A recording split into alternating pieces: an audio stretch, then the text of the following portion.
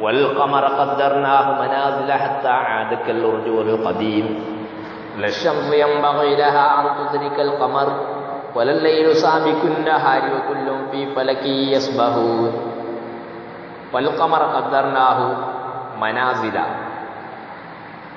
ചന്ദ്രൻ, ആ ചന്ദ്രനിക്ക് നാം ചില സ്റ്റേജുകളെ നിശ്ചയിച്ചിരിക്കുന്നു. അങ്ങനെ അത് പഴകിയതായ ഈത്തപ്പന കൊല പോലെ അത് മടങ്ങിപ്പോവുകയാണ് എന്ന് ഖുർആൻ പറയുന്നു. എന്നിട്ട് അല്ലാഹു പറയുന്നു, ലശംസു യംബഗി ലഹാ അൻ തുദ്രിക്കൽ ഖമർ വലൽ ലൈലു സാബിഖുൻ നഹാരി വകുല്ലും ഫീ ഫലകി യസ്ബഹൂൻ. സൂര്യൻ, ആ സൂര്യനിക്ക് യംബഗി ലഹാ അൻ തുദ്രിക്കൽ ഖമർ, ലശംസു യംബഗി ലഹാ അൻ തുദ്രിക്കൽ ഖമർ. സൂര്യനിക്ക് ചന്ദ്രനെ എത്താൻ അത് പറ്റിയതല്ല. മാത്രമല്ല രാത്രിയും അത് പകലിനെ മറികടക്കുകയില്ല, ഓവർടേക്ക് ചെയ്യുകയില്ല. എന്നിട്ട് അല്ലാഹു പറയുന്നു, വകുല്ലും ഫീ ഫലകി യസ്ബഹൂൻ. എല്ലാം അതിൻ്റേതായ ഗോളങ്ങളിൽ, അതിൻ്റേതായ സ്ഥലങ്ങളിൽ അത് നീന്തുകയാണ് എന്ന് അല്ലാഹു തആല പറയുന്നു. നമുക്കിതിൽ ഒരുപാട് പഠിക്കാനുണ്ട്. സൂര്യനെയും ചന്ദ്രനെയും അതിൻ്റെ ചലനങ്ങളെയും അതിൻ്റെ സെറ്റിങ്സുകളെയും ഖുർആൻ ഈ യാസീനിൽ അല്ലാഹു വ്യക്തമായി പഠിപ്പിക്കുകയാണ്. നാം മനസ്സിലാക്കണം, ആകാശത്ത് കാണുന്ന പ്രകാശത്തിൻ്റെ ഗോളമാണ് സൂര്യൻ. എന്നാൽ ചന്ദ്രനും പ്രകാശമുണ്ട്.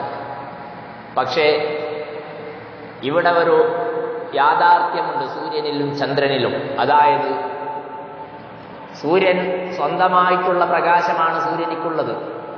അതേ സമയത്ത് ചന്ദ്രനിക്ക് സ്വന്തമായി പ്രകാശമില്ല. പിന്നെയോ സൂര്യൻ്റെ റിഫ്ലക്റ്റഡ് പ്രകാശമാണ് എന്ന് പറഞ്ഞാൽ സൂര്യൻ്റെ പ്രകാശം അടിക്കുമ്പോഴാണ് ചന്ദ്രനിക്ക് പ്രകാശമുണ്ടാകുന്നത്. യഥാർത്ഥത്തിൽ ചന്ദ്രനിക്ക് പ്രകാശമില്ല.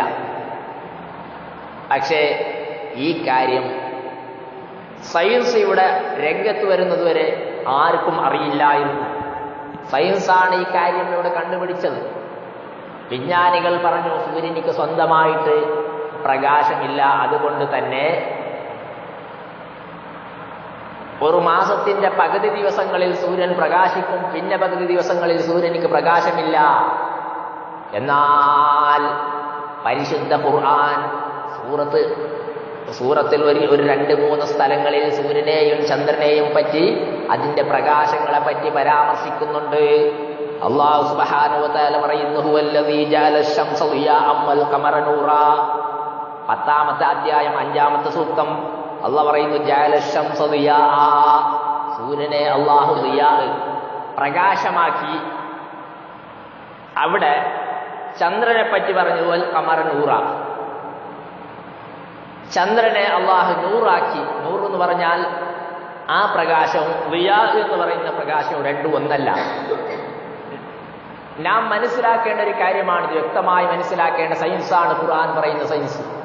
റിയാ എന്ന് പറഞ്ഞാൽ സൂര്യനെ സംബന്ധിച്ച് ഖുർആൻ പറഞ്ഞത് റിയാ എന്നും സിറാജും മുനീർ എന്നും സിറാജ് വഹാജ് എന്നും ആണ്. എന്ന് പറഞ്ഞാൽ സ്വന്തമായി പ്രകാശിക്കുന്ന, മറ്റൊന്നിന്റെ സഹായമില്ലാതെ സ്വന്തമായി ഓനായി സ്വന്തമായി പ്രകാശിക്കുന്നതിനേക്കാണ് അറബി ഭാഷയിൽ സിറാജുൽ വഹാജ് എന്നും അതുപോലെ റിയാ എന്നും പറയുന്നത്. എന്നാൽ സൂര്യനെ സംബന്ധിച്ച് ഖുർആൻ പറഞ്ഞ എല്ലാ സ്ഥലങ്ങളിലും പറഞ്ഞത് എങ്ങനെയാണ്? ഒന്നിരിക്കലോ റിയാ എന്ന് പറയും, അല്ലെങ്കിൽ സിറാജുൽ വഹാജ് എന്ന് പറയും. ഇത് സയൻസാണ്, ഖുർആന്റെ സയൻസാണ്. ഖുർആനിൽ എന്താ സയൻസ് ഉള്ളതെന്ന് ചോദിക്കുന്നവർക്ക് ഇതൊരു മറുപടിയാണ്. അതേസമയം ചന്ദ്രനെ സംബന്ധിച്ച് എന്താ ഖുർആൻ പറഞ്ഞത്? ചന്ദ്രനെ സംബന്ധിച്ച് ഖുർആൻ പറയുന്നു, വൽ ഖമറ നൂറാ. ചന്ദ്രൻ പ്രകാശമാണ്.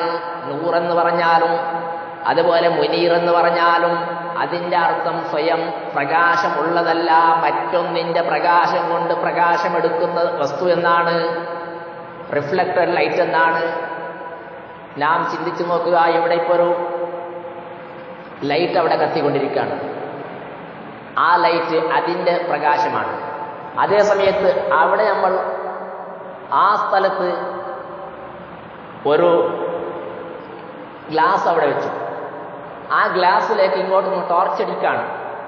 ആ ടോർച്ച് കൊണ്ട് അവിടെ പ്രകാശിക്കാണ്. അതിൻ്റെ പ്രതിബിംബം അങ്ങോട്ട് പ്രകാശിക്കാണ്.